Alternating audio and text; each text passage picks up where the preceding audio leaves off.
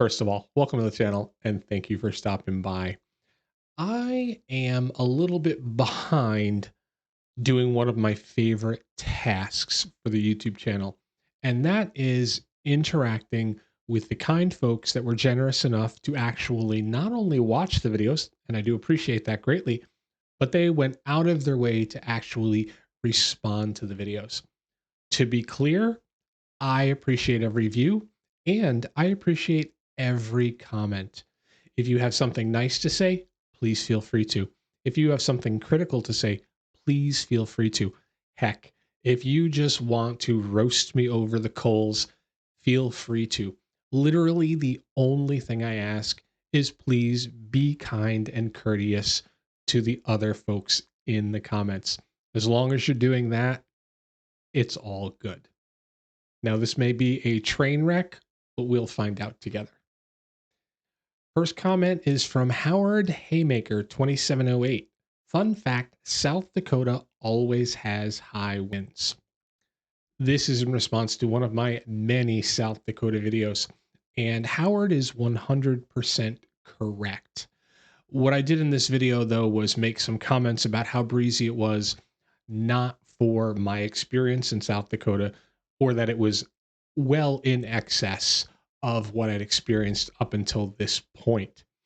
So, as Howard said, it's always breezy. You're always riding unless you're down in a valley or covered by the mountains in high winds.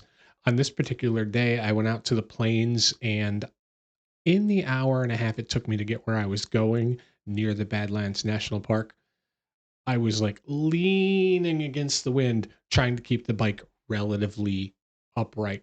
So thank you, Howard. That was absolutely correct. And anyone riding in South Dakota should expect that. Okay.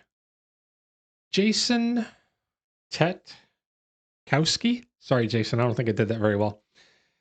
The blue bike is a cafe racer, and the white one is a flat track, not a scrambler. This is from the AIM Expo trip I took, and I will admit I don't know every bike. I don't know all the lingo. I was wrong here. Jason, I appreciate you clearing that up. I did the best I could, but the best I could was very lazy without any doing research to find out exactly what bikes they were. I do know, however, if you watch the video, they are gorgeous bikes. Okay. One of my favorites. This is in response to my KTM 390 Enduro final specs and pricing video. Just put the deposit down on a 390 SMCR. I'm so excited. The out the door was $65.50 US. So I think I got a great deal for a new bike. Now I'll get the rest of my gear together before it lands in May. This is the first person to actually post to me that they picked up the SMCR. So that's awesome. I have gotten a lot of feedback from people who have put a deposit down on the R like myself. I think even more people who have put a deposit down on the Enduro R, but awesome, Mr. Apex Capital, you're the first one. Please, please reach out to me, oneoldmanriding at gmail.com after you get your bike. I'd love to hear what you think of it. All right, this guy here, Parallel Camper. He is right now the most dedicated supporter of the channel in the comments.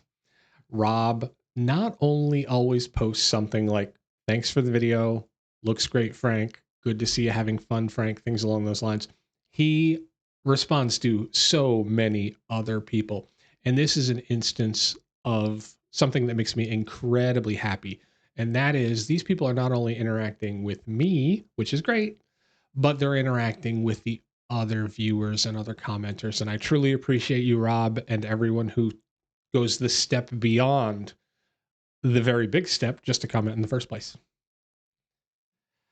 I think this is a bot. It's called Moto Ramblings. That first Royal Enfield looks pretty nice. Maybe change the color though. Followed up by the bot Moto Ramblings. Those batteries are pretty awesome.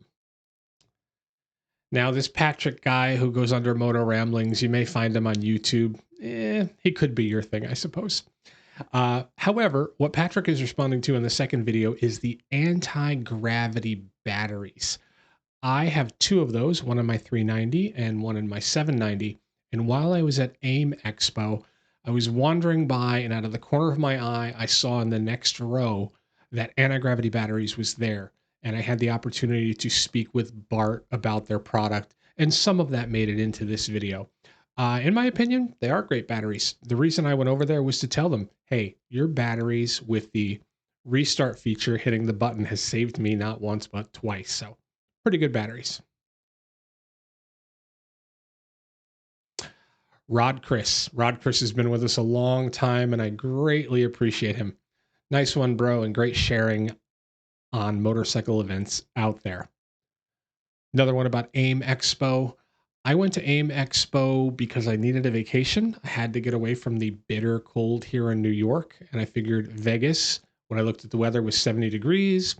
I'll tell you, I was counting on KTM having the 390 there, but even when I found out it wouldn't be there, I went out. I had a great week. I met a lot of great people that I've chatted with. I met a lot of great people whose products I own, and I was grateful to film quite a bit. I think it's like 7 or 8 videos to put out there because it was an industry only event. I have no idea why they let me go, but not being open to the public, I did want to have an opportunity to share it with people, and I appreciate that some people truly appreciate it. Okay, Breakman, have you tried to connect the S1 and the F1 in mesh mode? I'm wondering if it is possible to have a group with multiple S1 and multiple F1 at once. What he's referring to is the AS Max headsets. The S1 and the F1 are two different models, and they exist on the opposite ends of the spectrum. I have been able to mesh them together. However, I only had one of each, so I can't say for sure that you can mesh a whole bunch of them, but I can't imagine why you couldn't, as that is what the mesh feature is for. The Moto Ramblings bot. Great video, Frank. Well, I do appreciate that, Moto Ramblings.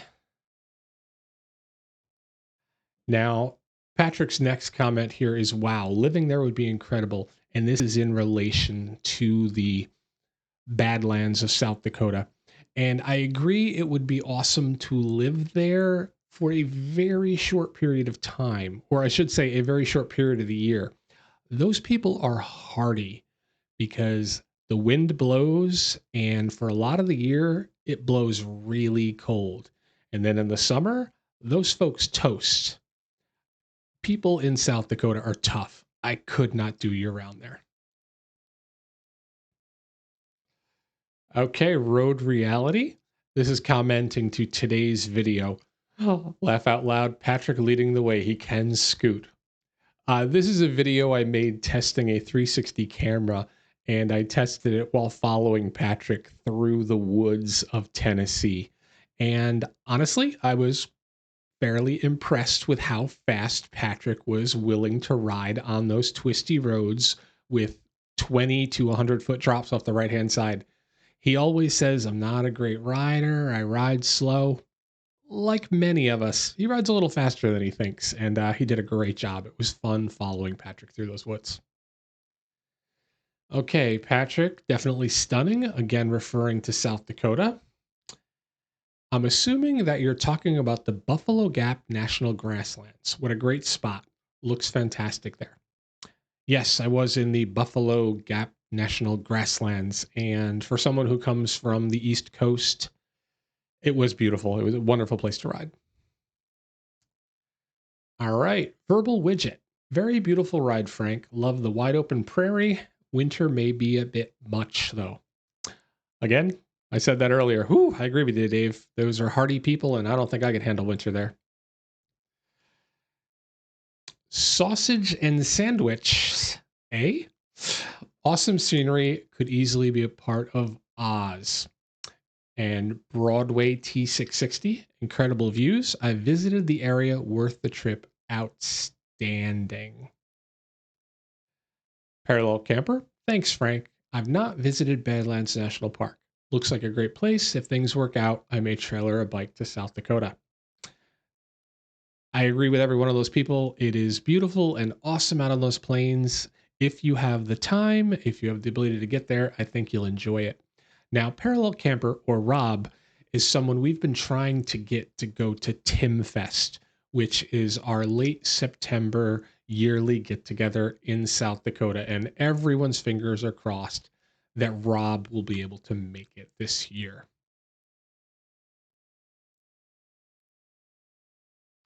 In response to a short on Mabder sections 4 and 5, Rob comes in with nice in the woods. I personally enjoy the urban discovery routes too. Well, Rob, I'm going to say that your urban discovery routes, as someone who watches every one of your videos, are a lot more scenic than what we have here on the East Coast. The urban areas here, not nice like yours. Mark Jacobs 3956. Only moto gatekeepers can say what an adventure is. Silly goose. And this is in response to my moto ranting, where I basically got on my bike, had no plans whatsoever, and just rode around and ended up in North Dakota. And the video was basically, you know what? It's an adventure if you say it's an adventure. If you have fun, it's an adventure. If you wanted to do it, it's an adventure. Hell, if you get rained on and hate it, it was still an adventure. Don't let anyone tell you different. Blair62 in response to a Kemimoto 50-liter dry bag. Is there any way to make this secure? I don't want it stolen when I go into a grocery store or restaurant. Well, Blair, unfortunately, there really is no way to adequately secure a bag that is not, well, a hard case. Anybody with a knife can get into any one of these dry bags sold. Unfortunately, there's a certain level of risk that if you're going to go with cloth or dry bags over hard bags, you're going to have to accept. There's just no way to secure them. Chris 6534. Great video. You are correct. There is so much to see and learn on an adventure, no matter how close or far. In regards to the moto ranting video again. And so is the next one. It's good that you brought an adventure. For me, it can be adventure to walk the same path I've walked 200 times before and still discover something new. I've ridden a motorcycle, mostly on asphalt roads, in almost all of Sweden, which is 1,800 kilometers long, in a large part of Norway and a large part of Denmark. I've sailed and canoed in many places, and I've moved and lived in 25 different places. Adventure is everywhere, and sometimes it's free, while other times it costs a little or a lot, or the amount of sweat. Does not matter to the degree of adventure. And this is Eric Barker Fours 2441. Eric, I can't agree with you more.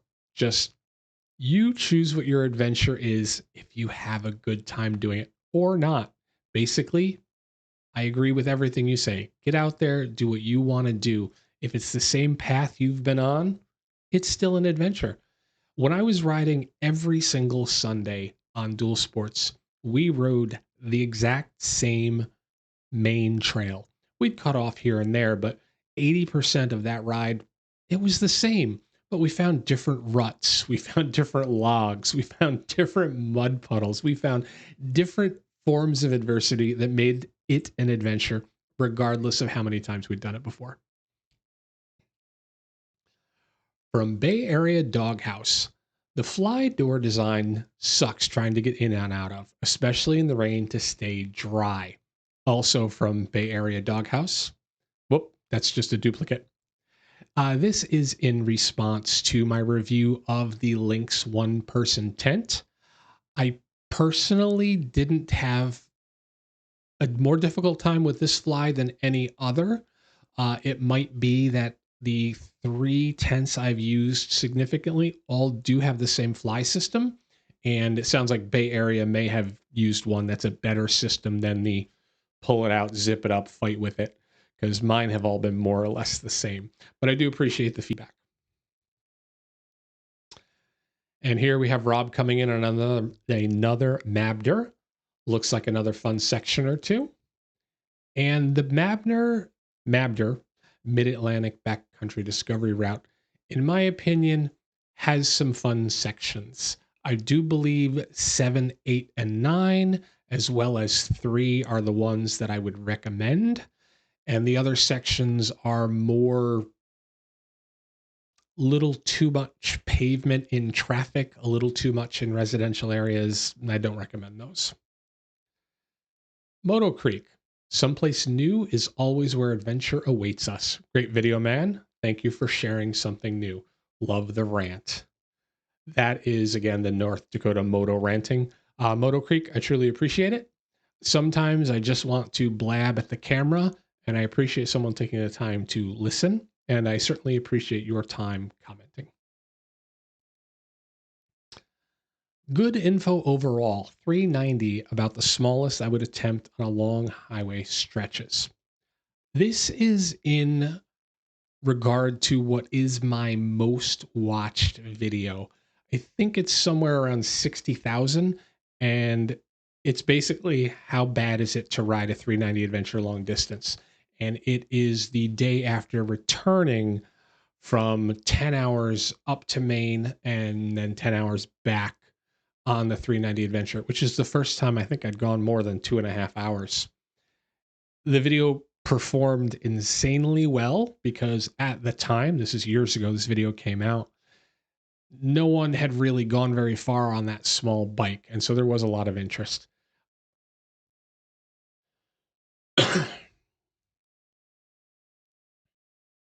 Next 3 are all in response to the North Dakota video.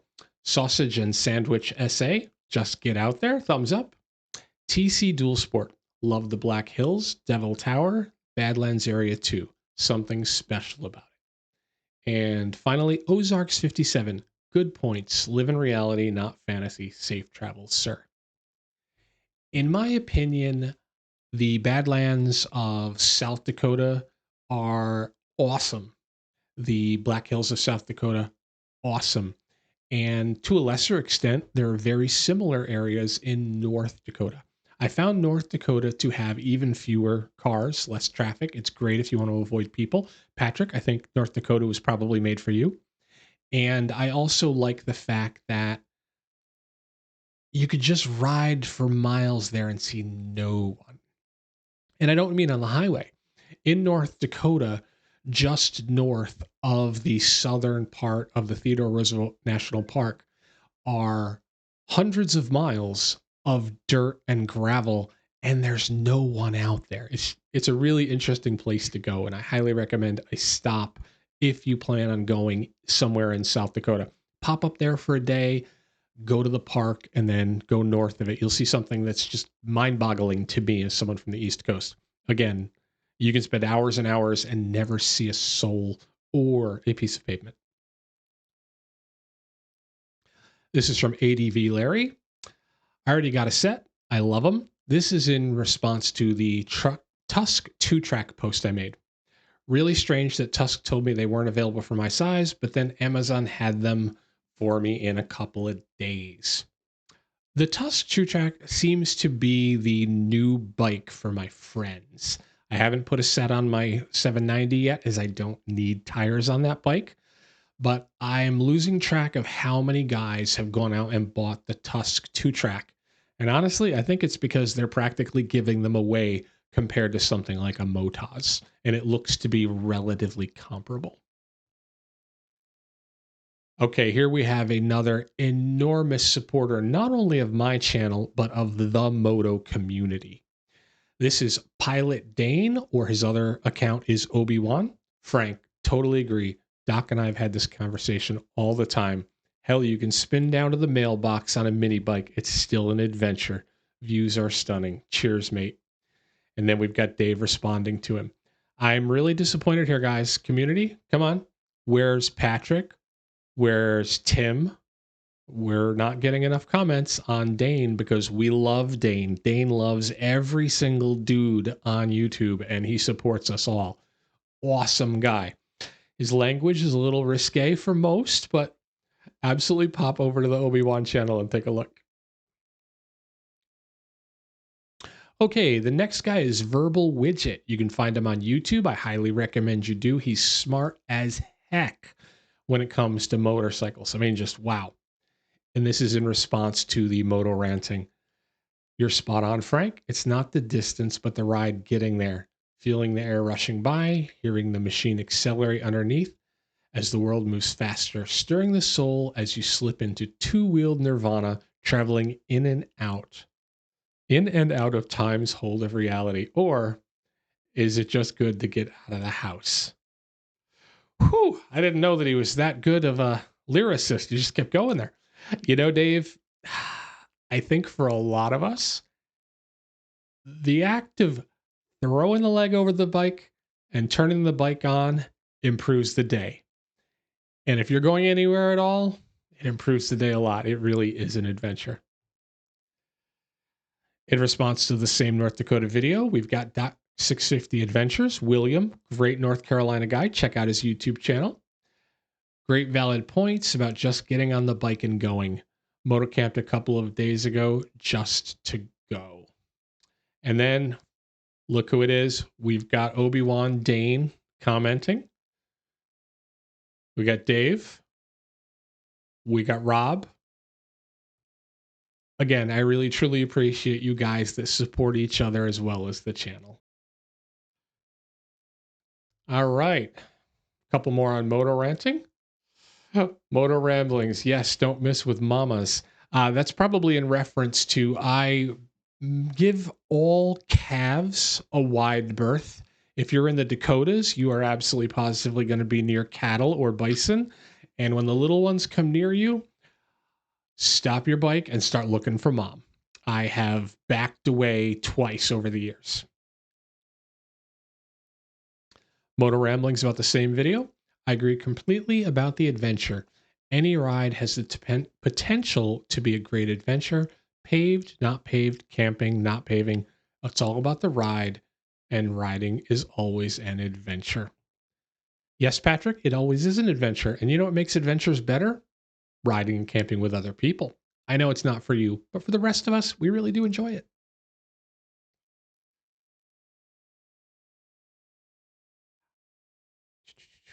Oh, in reference to our trips, the North Dakota trip was actually not planned in any way. I posted on Timscord, which is VTrack 1963's Discord. Hey, does anybody have any ideas of where I could go in North Dakota? Because I was near North Dakota and I hadn't been there. And Tim recommended that I go to the Theodore Roosevelt Park. And every adventure I had in North Dakota was because of Tim's very good choice. And Patrick is recognizing that here. Mayomoto looks like a fantastic adventure. Mayomoto is Duke. Look up Chilly Willy Weekend in North Dakota. Oh, sorry. Chilly Willy Weekend in North Carolina. This is a North Dakota video. I had a great time there. Duke put on an amazing, beyond wild, great, frozen weekend for riders. Videos on my channel, and highly recommend next year you look up Chilly Willy Weekend in Duke. The grandfather of our South Dakota adventures, VTrack 1963. That Tim guy occasionally comes up with a good idea. North NP, I think he meant North Dakota, is a surprisingly beautiful place. I rode there the first year we did the Burning Hills trip. That adventure has led to many more. If you ever have the opportunity to have a riding buddy like VTrack, Tim, wow, you are fortunate. The man spends an inordinate amount of time planning out great places to go, and he has an uncanny ability to always hit the nail on the head. If Tim says you should go there, it just works. It will be great. There's no other way to look at it. The man knows what he's doing. From Parallel Camper, the broad vistas and seemingly endless unspoiled landscapes are a great attraction. I always imagined my grandmother walking beside the covered wagon. For me, I am creating my adventures much closer to home now. I do very much enjoy a 2 or 3 hour ride. Thanks, Frank, for the validation. Rob, no need to validate that. You're having fun doing what you're doing. I'm having fun watching your 2 to 3 hour adventures. Rob lives in California and in a very, very beautiful area of California. and he gets on his bikes and it just has fun. You don't really need to go that far. I think I mentioned in this video, maybe it's 1,800 miles, maybe it's 18 miles. You can still have an adventure.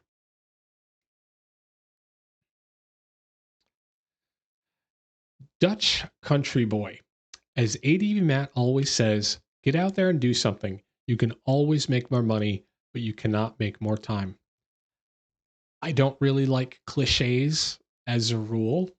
I don't really do taglines. I have a tagline for my computer business that I came up with 25 years ago, and I think it more annoys me than anything. But Matt's right. I mean, he absolutely positively, you can get back to work. You can get another job. You can heck win the lottery. But the amount of time you have, it is what it is. And if you enjoy riding your bike, take Mac's advice, take Dutch Country Boy's advice, get out there and ride. Oh, this is in relation to another one of my very old videos, the best Yamaha FZ made. I actually had two FZ1s. One was a 2001 and one was a 2007. And this was made after I'd spent about a month riding on the 2007. I'd love to listen about ownership issues, having some miles on your back with this one. Mileage, tank maintenance costs compared to the old one. Honestly, in the 30,000 miles I rode the FZ1 from 2001, all it needed was oil. In the 20-ish thousand miles that I rode the 2007 FZ1, all it needed was new tires, which it needed when I bought it, and oil.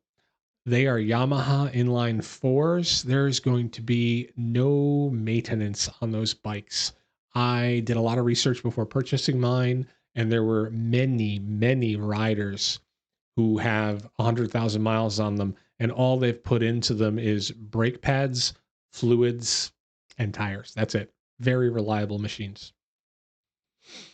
Verbal Widget. Well, Frank, I must say you're more excited about the DRZ4S than I am. Still a 5-speed, still 400cc, heavier, slower, and more tech to go wrong. Was right out of Kawasaki's playbook when they re-released the new and improved 2022 KLR 650. It too still had 5-speed, 650, etc. I'm so done with the feeble-minded trash coming out of Japan. True, they build bikes that run forever, but who wants to ride an overweight 5-speed 34 horsepower bike forever? And the headlight is stupid. There, I've said it. Whew, okay. Tell us how you feel there, Dave. For the record, to let everyone know, Dave is an owner of a DR650 highly modified. Dave is the owner of a KLR 650 highly modified. He's been working on motorcycles for decades. So when he says he has criticisms of Japanese made bikes, he's not saying that because he doesn't have the experience. He's saying that because he knows these bikes inside and out, and he's just expecting more. And I think a lot of people were expecting more than the DRZ 400 is. But for me, I was looking at it as at least they finally changed it. They finally made some changes so that that bike that people like can continue to be sold, because let's be honest, carbureted bikes are so far past being on their way out that they're almost entirely gone. That said, unfortunately, Suzuki dropped the ball and made this a $10,000 motorcycle. So I don't think we're going to see that many people actually buying this new one. And in all honesty, I think they did the wrong bike. I think that if you had redone the DR650 instead of the DRZ400, there would have been significantly more excitement. But what can you say? The Japanese are conservative, careful, frugal, meticulous about everything they do, and that leads to them doing things slowly. European brands come and go and get bought out and nearly go bankrupt all the time. While they do give us new, different, better, faster, it comes at a real cost, and that cost is very often the life of the company. All right. Well, that's enough for today. Thank you for sticking with me while I had the opportunity to respond to some of these comments. Please comment on this video and let me know whether this was good, bad, indifferent, or for the love of goodness, what were you thinking, Frank? Don't ever do this again.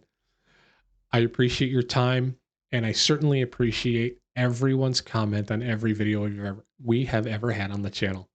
Thank you, and take care.